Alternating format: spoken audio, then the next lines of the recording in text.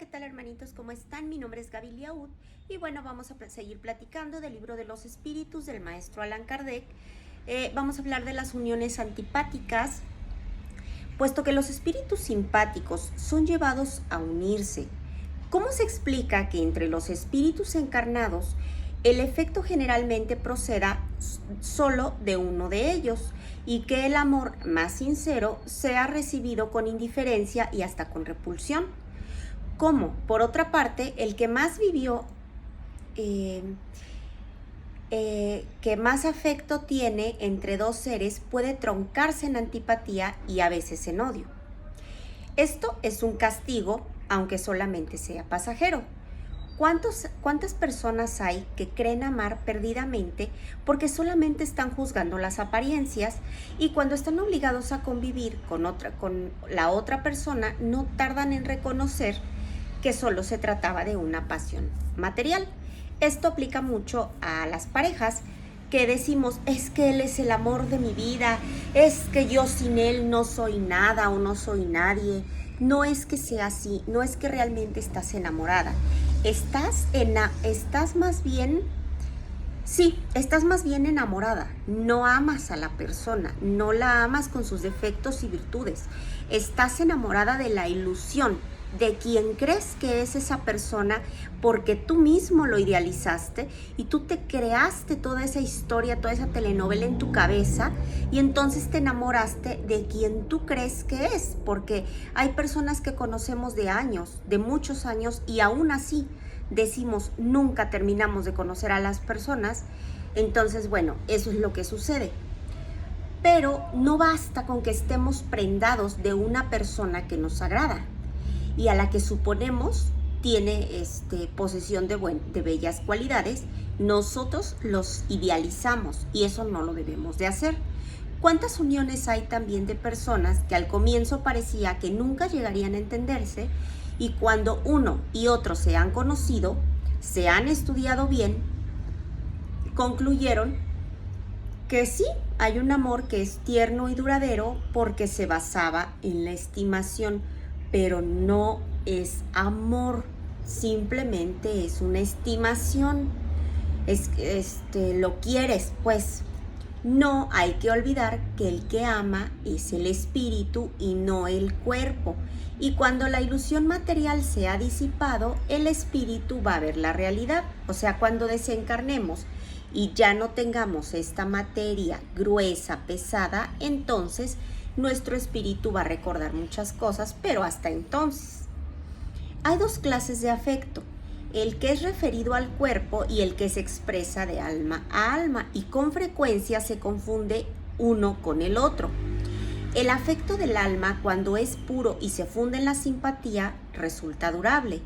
El afecto del cuerpo es perecedero. ¿Por qué?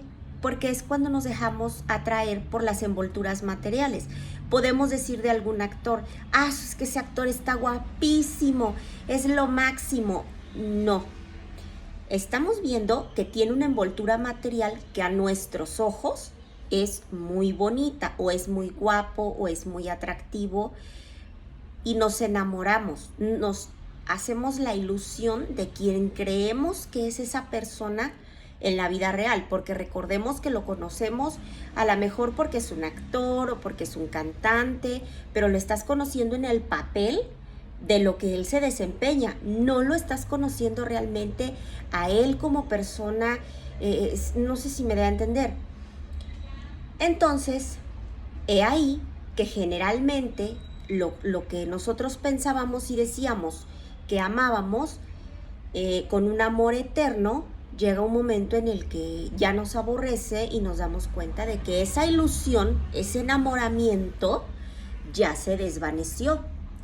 La falta de simpatía entre seres que están destinados a vivir juntos ¿no es también una fuente de pesares tanto más amargos, cuanto más se emponzoñan toda la existencia? Bueno, muy amargos en efecto, pero se trata de una de esas desdichas cuya causa primera es casi siempre nosotros mismos. Regresamos a lo mismo, porque nosotros no nos damos la oportunidad de conocer a la persona, de ver quién es. sino que lo vemos, lo idealizamos y ya rápidamente ya nos queremos juntar, cuando realmente no nos dimos el tiempo para conocer a la persona, porque a lo mejor pensamos que se nos estaba yendo el tren o por lo que sea, ¿no? Pero sentimos que debemos de apresurarnos y en realidad es algo que debemos de aplazar, y más si tenemos hijos, claro está, porque si tenemos hijos tenemos que ver que nuestra pareja, sea hombre o sea mujer, pues sea una persona que quiera a nuestros hijos, que los trate bien, que cuando nosotros no veamos, no los vaya a maltratar, no los vaya a sobajar, no les vaya a poner algún apodo y se vaya a burlar de ellos, porque hay parejas que así son. En el momento en que el papá o la mamá no están, aprovechan para tratar mal a los niños, ¿no? Y hay otros que aún así está la mamá enfrente o el papá enfrente y permiten que la pareja le ponga apodo a sus hijos o se burle de ellos. Bueno, todo eso hay que prestar mucho cuidado, mucha atención a todo eso, ¿sí? Pero bueno, ahorita estamos hablando de las parejas, no de los hijos. Entonces, si se trata de una de esas desdichas cuya causa primera casi siempre somos nosotros mismos, es lo que nos dice el hermanito, porque como les decía, no nos damos el tiempo para ver y conocer. Y regresamos a lo mismo de los niños. Por eso debemos, cuando estamos interesados en una persona o esa persona dice estar interesados en nosotros, no nada más es importante cómo se porta con nosotros, sino cómo se comporta con nuestros hijos. ¿Por qué? Porque pues si ya lo vas a hacer parte de tu familia, si ya le vas a dar esa oportunidad de entrar, pues tiene que tratar bien a los niños. Obviamente no los va a amar de un día para otro, pero tiene que haber una buena relación y él tiene que tratar bien a los niños o a los bebés o a los adolescentes, a quien sea. ¿Por qué? Porque pues está con una pareja que ya trae otros compromisos de antes, ¿no? Bueno, entonces es muy importante que conozcamos a las personas con las que estamos y que no nos dejemos de llevar por la pasión, que no nos dejemos llevar por la sensualidad y que por eso permitamos todo y terminemos viviendo con alguien que pueda ser nuestra destrucción, que nosotros creamos que estamos enamorados y en realidad no estamos enamorados, y que simplemente estamos bajos de autoestima y esa persona no solamente nos lastima, sino que está llena de vicios, está llena de imperfección y la podemos ayudar. Yo jamás les voy a decir, ¿sabes qué? Ya va y que Dios lo bendiga. No, haz una oración y si quieres ayudarlo, lo ayudamos con oración. Pones el nombre aquí abajo y con todo gusto se te ayuda. Pero, pues ayúdalo de lejitos. ¿Por qué? Porque si estás tú sola o solo, te puede pasar algo a ti. Y si tienes hijos, pues obviamente qué ejemplo le vas a estar dando a esos niños, ¿no? Y tú así sea el papá o así sea su mamá biológica, por estar pensando que les estás dando un buen ejemplo, es todo lo contrario. Pero bueno, en primer lugar, son vuestras leyes las que están equivocadas. En tales uniones frecuentemente buscamos satisfacer nuestro orgullo y nuestra ambición que la aventura de un mutuo afecto. Sufréis entonces por las consecuencias de vuestros prejuicios. Es cierto, a veces nosotros buscamos estar con una persona, pero no porque la queramos, porque a lo mejor nos conviene o nos puede resolver tal o cual situación y se nos hace fácil decir, bueno, pues voy a estar con esta persona mientras se pueda, ¿no? Pero en ese caso, ¿no hay casi siempre una víctima inocente? Sí, y para esa víctima es una expiación que es dura, pero la responsabilidad de su desgracia va a caer en quienes la causaron. Si la luz de la verdad ha penetrado en su alma, esa persona va a encontrar el consuelo con su fe en el porvenir. Por lo demás, a medida que los prejuicios se vayan debilitando, las causas de tales desdichas privadas van a desaparecer también. La muerte no inspira al justo temor alguno. ¿Por qué? Porque las personas que se portan bien, que siguen la ley de Dios, que hacen oración, que hacen caridad, pues obviamente pues no tienen miedo porque es lo que sigue. Pero las personas que fuman, que matan, que roban, que hacen tantas cosas que son mentirosas, intrigosas, cizañosas, todas esas personas, obviamente, cuando desencarnen, van a sentir feo y van a sentir miedo y van a sentir mucha incertidumbre porque no van a saber qué está pasando, no van a no saber qué sigue, y todo eso les va a sacar de onda porque van a decir, ¿qué hubo? O sea, pero eso es producto de que no llevaste una vida moral. Te la pasaste en la burundanga, bueno, ahora hazte responsable de tus propias decisiones mal tomadas, pero tus propias decisiones, porque recordemos que todos tenemos libre albedrío, ¿sí? La muerte no inspira el temor al justo, nada, porque con la fe tenemos esa certeza en el futuro, repito. La esperanza le hace aguardar una vida mejor, y la caridad, cuya ley ha puesto en práctica, es lo que hace que le otorgue la certidumbre de que en el mundo a donde va a ingresar, o sea, al mundo de los espíritus, pues va a estar todavía mejor y que no tiene por qué temer. El hombre que es carnal, que está más apegado a la vida corpórea que a la espiritual, tiene en la tierra penas y placeres materiales. Su dicha reside en la satisfacción efímera de todos sus deseos. Su alma, preocupada de continuo y afectada por las vicisitudes de la vida, se hallan en una ansiedad y en una tortura perpetuas, porque vieron todo lo que hicieron que no debieron haber hecho, vieron lo que pudieron haber evitado, y entonces todo eso traen como ese remordimiento de todo lo que pudieron haber hecho y no hicieron, y de todo lo que hicieron que estuvo mal y aún así por su necedad lo seguían haciendo. Entonces, bueno, cuando el hombre es carnal y se apega tanto a la vida material, tiene placeres materiales, obviamente, y esa dicha va a residir en la satisfacción efímera de sus deseos. Pero eso no es bueno, ¿por qué? Porque son placeres de esta vida material.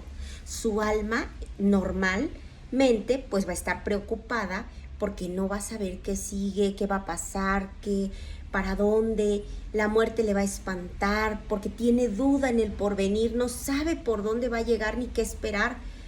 El hombre moral, en cambio, que se ha elevado por sobre las necesidades ficticias de las pasiones que crean, obtienen ya en la tierra disfrutes que el hombre material desconoce. La moderación de sus deseos confiere al espíritu calma y serenidad. Feliz con el bien que realiza, no hay para él desilusiones, y las contrariedades resbalan sobre su alma sin dejar huellas dolorosas, porque es un hombre de bien, porque durante su encarnación buscó, trabajó, se esforzó, tenía toda la intención de ser mejor. Sabemos que tenemos defectos, pero hacemos oración y pedimos humildemente que nos ayuden, que nos den mucha luz y progreso espiritual, que podamos seguir adelante, que podamos salir adelante. O sea, el secreto para ser dichoso consiste en soportar la propia desgracia. Hay quienes lo afirman, sí, y muchos, pero sucede con ellos que con ciertos enfermos a quienes el médico prescribe una dieta, querrían sanar sin acudir a los medicamentos y persistir indigestándose. Fíjense nada más qué cosa tan terrible. Bueno, vamos a seguir con el hastío de la vida. Vamos a hablar del suicidio. ¿A qué se debe ese disgusto por la vida que se apodere de ciertos individuos sin que tengan motivos para ello? Bueno, eso es efecto de la ociosidad, nos dice el hermanito, de la falta de fe y con frecuencia de la saciedad. Para aquel que ejerce sus facultades con un objeto útil y conforme a sus naturales aptitudes, el trabajo no va a tener nada de árido y la vida la va a pasar con mayor rapidez. Vamos a soportar las vicisitudes con tanta más paciencia y resignación que cuando lo estamos haciendo con miras a la felicidad más firme y más duradera que nos aguarda. ¿Tiene el hombre el derecho de disponer de su propia vida? No, tan solo Dios cabe el derecho de disponer de la vida del hombre. El suicidio voluntario constituye una transgresión a la ley de Dios, porque recordemos que Dios nos da la vida y Dios no la quita.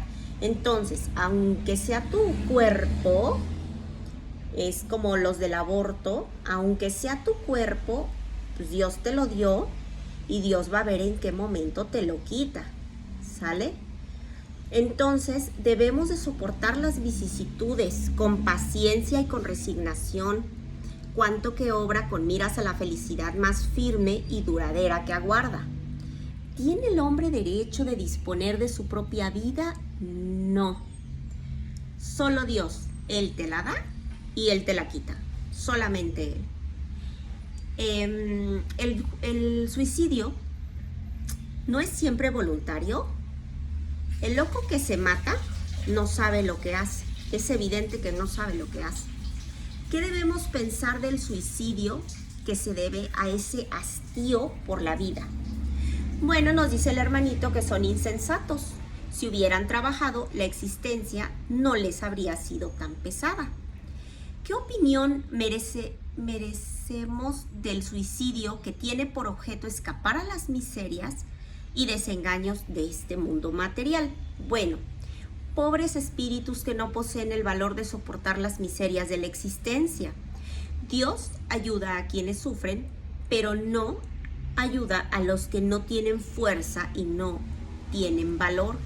Las tribulaciones de la vida son pruebas, son expiaciones que nosotros vivimos, y bienaventurados los que padezcan sin murmurar, porque serán recompensados por ello. En cambio, desdichados de aquellos que esperen obtener la salvación de lo que en su impiedad llaman el azar o la fortuna. El azar o la fortuna, para servirme del lenguaje, o sea, dice el hermanito que para servirse de nuestro lenguaje, en efecto, son propicios un momento, pero solo para hacernos sentir después con más crueldad y el vacío de las palabras. Los que han conducido a un infortunio, a ese acto de desesperación que es el suicidio, ¿sufrirán las consecuencias de lo que hicieron? Desgraciados van a ser, porque de eso van a tener que responder como de un asesinato, porque a lo mejor no mataron a la persona, pero la impulsaron a que esa persona tomara medidas definitivas a un problema que es temporal y que se podía solucionar. El hombre que está en lucha en contra de la necesidad y que se deja morir por desesperación, ¿puede ser considerado un suicida? Se trata sí de un suicida, pero los causantes del mismo o que hubieran podido impedirlo son más culpables que el que quien aguarda con indulgencia. Con todo, no vayamos a creer que será absuelto por completo si le faltó firmeza y perseverancia y si no echó mano de toda su inteligencia para salir del pantano. Desventurado de él sobre todo si su desesperación nacía del orgullo. Quiero decir que si era uno de esos hombres en quienes el orgullo paraliza los recursos del intelecto, que de hombres en quienes el orgullo paraliza los recursos de ese intelecto, que se ruborizarían si debieran su subsistencia al trabajo de sus manos y que optan por morir de inanición antes que abdicar de lo que ellos titulan su posición social. El suicidio que se propone por finalidad huir de la vergüenza de una mala acción es tan reprensible como el que está motivado por la desesperación. El suicidio no borra la falta en la que se incurrió. Antes bien, al quitarse la vida, se ha cometido dos faltas, no solamente una. Qué bueno que nos explica el hermanito, porque hay hermanos que creen que está bien, pues quitarse la vida, ¿no? Cuando se tuvo el valor para poder hacer el mal, también debemos de tener en cuenta que eso malo que hicimos tiene consecuencias. ¿Por qué? Porque Dios juzga según la causa y puede en ocasiones atenuar esos rigores. ¿Es excusable el suicidio en cuanto se propone por objeto impedir que la vergüenza recaiga sobre los hijos o la familia?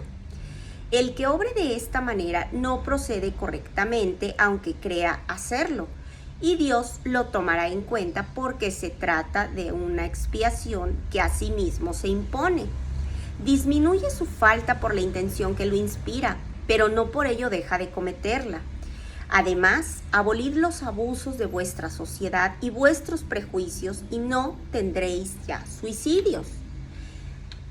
El que quita la vida para sustraerse a la vergüenza de una mala acción en que ha incurrido, demuestra que tiene en más la estima de los hombres que la de Dios. Porque bueno, a lo mejor eso es lo que nos explica el hermanito, pero también es cierto que nosotros a lo mejor no estamos pensando en eso. Cuando decidimos tomar una decisión definitiva es porque decimos, bueno, es que ya no puedo con la presión, o porque la gente se está burlando de mí, o porque ya no sé qué hacer con tantas deudas, y pensamos que la salida fácil es quitarse la vida, y ya nos explicó el hermanito que no es así, porque vamos a reingresar. Al regresar, al suicidarnos, ¿qué va a pasar? Que vamos a desencarnar y vamos a regresar a la vida espiritual cargado de iniquidades y que nos hemos privado de los medios de rescatarlas en esta misma existencia. Muchas veces Dios es menos inexorable que los hombres. Perdona el arrepentimiento, mi Padre sí lo perdona, pero cuando es sincero y toma en cuenta la reparación. Pero el suicidio nada repara, ¿sale? ¿Por qué?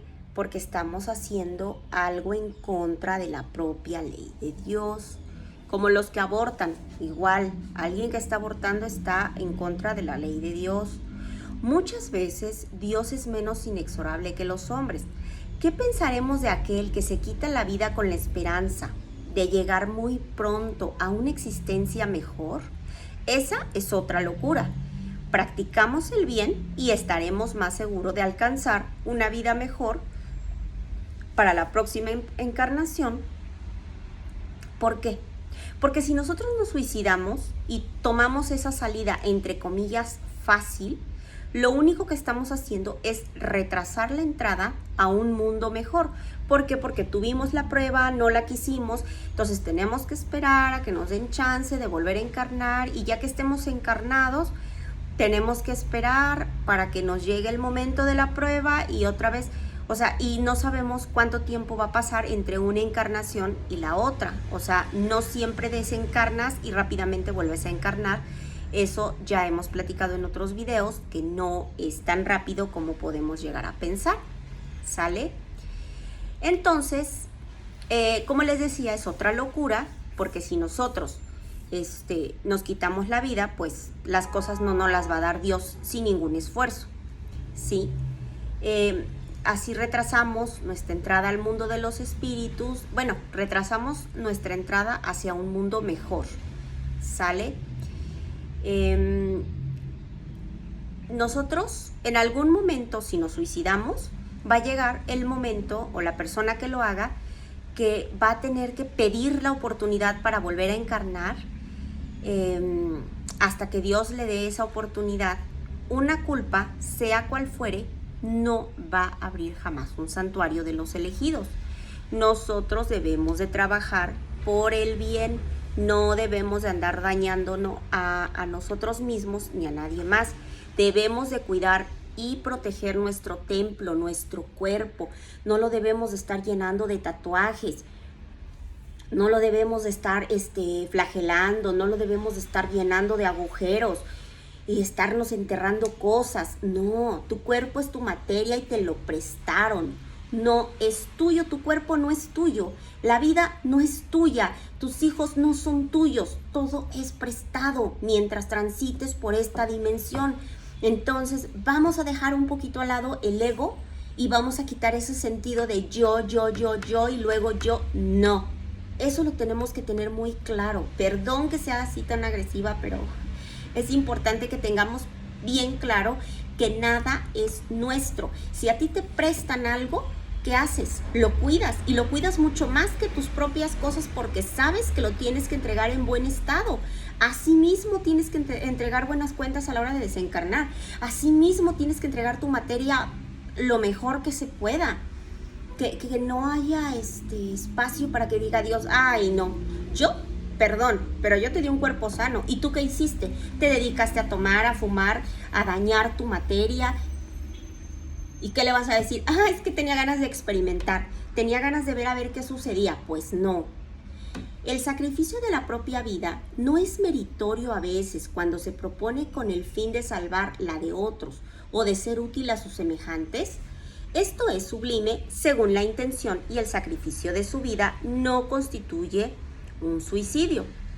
Pero Dios se opone a un sacrificio que sea inútil y nunca va a ver Dios con agrado un sacrificio, ya lo habíamos platicado antes, que los hermanitos de otras civilizaciones lo hacían y que bueno, eran más bárbaros y solamente en su mente cabía pensar que Dios, que es tan bondadoso, iba a estar de acuerdo con que nosotros mismos matáramos su creación para hacerle sacrificios a Él. ¿Sale?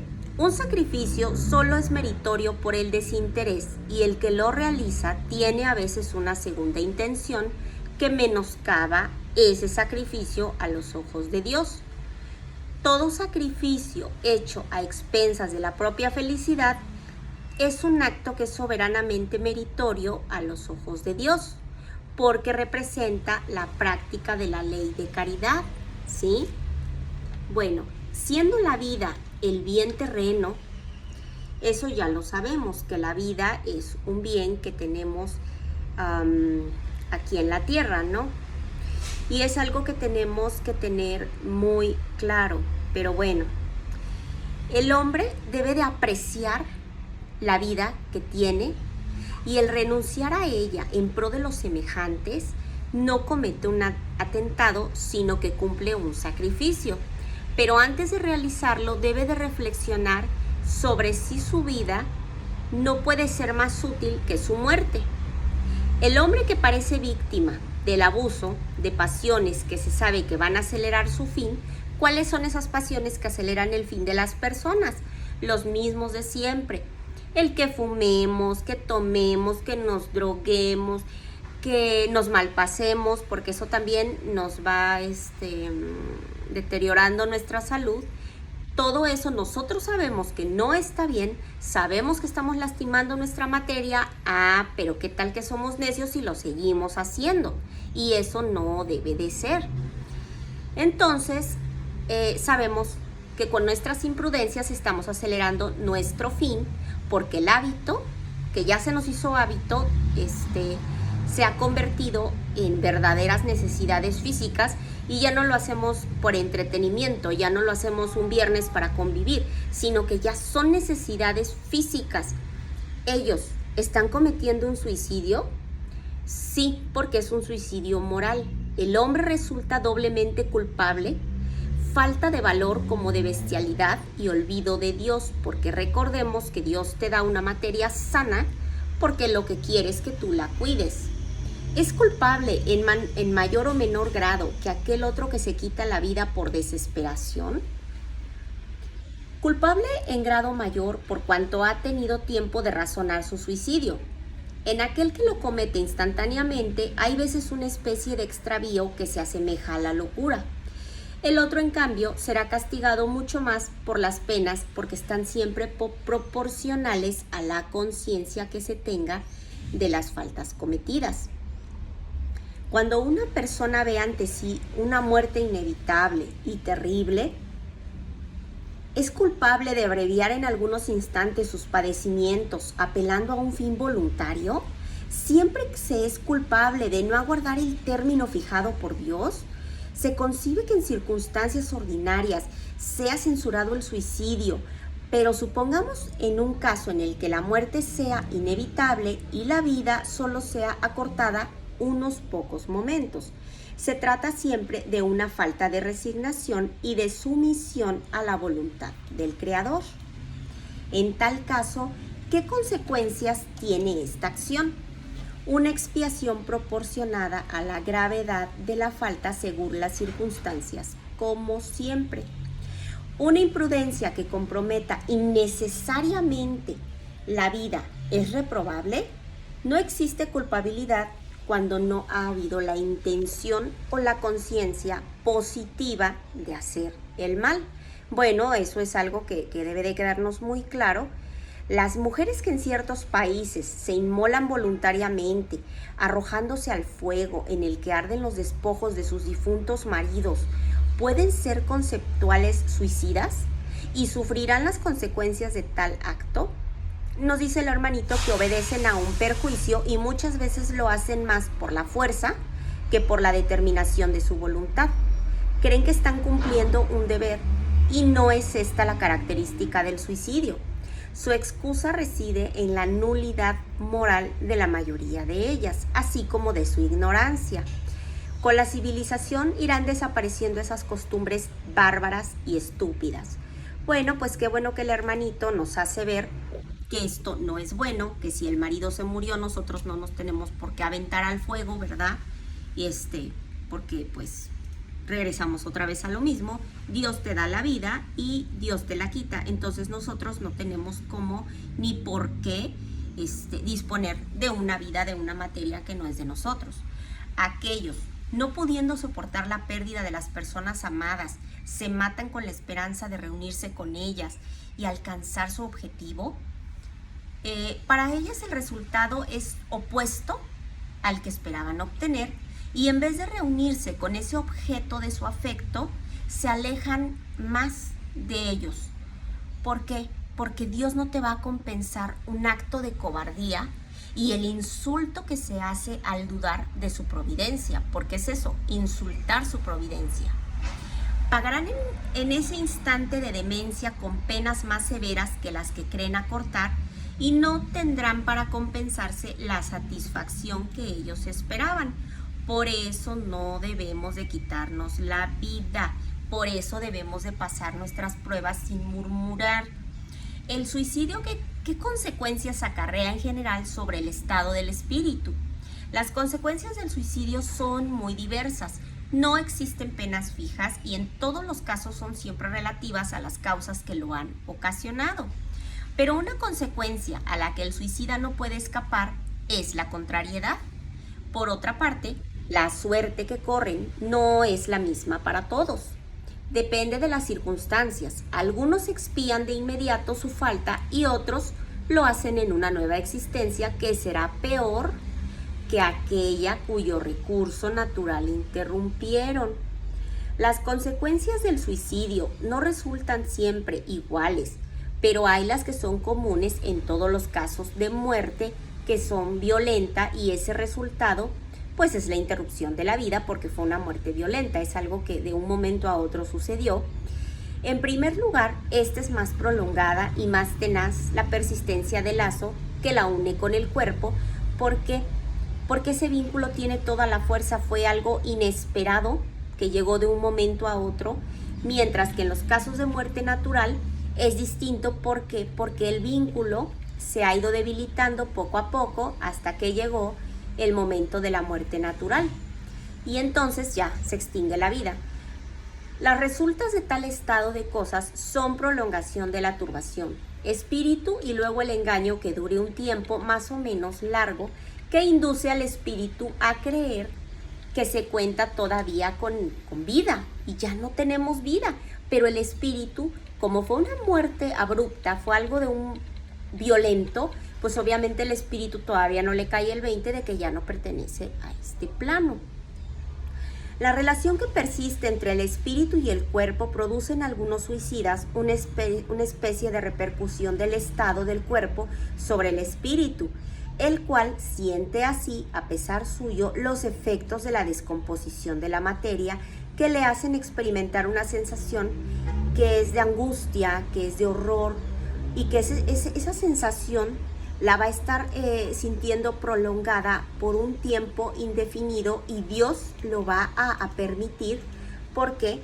Porque actuó de mala manera, se quitó la vida, no esperó, no pidió con amor, no hizo oración, simplemente tomó una determinación.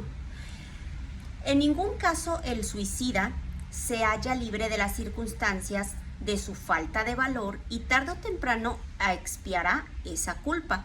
De una manera u otra, así pues, ciertos espíritus que habían sido infelices en la tierra declararon que haberse suicidado en su existencia anterior y también haberse sometido voluntariamente a nuevas pruebas para intentar sobrellevarlas con más resignación. En algunos se trata de una especie de apego a la materia y de que en balde traten de desembarazarse para volar a otros mundos mejores. Es que nosotros a veces pensamos que vamos a ir a un mundo mejor, pero a veces no nos damos cuenta de lo incongruentes que llegamos a ser. ¿Cómo es posible que podamos pensar que si nosotros nos quitamos la vida, nosotros vamos a desencarnar o vamos a llegar a un mundo mucho mejor si no hemos trabajado para eso, si no nos estamos esforzando? ¿Sí? En la mayoría de los que sobreviene la pena de haber hecho algo inútil, puesto que no experimentan con eso más que una desilusión. Pero es lo que les decía, ¿cómo podemos pensar que vamos a llegar a un mundo mejor si no hemos trabajado para ello? Tomamos la salida fácil. La religión, la moral y todas las filosofías condenan el suicidio como contrario a la ley natural.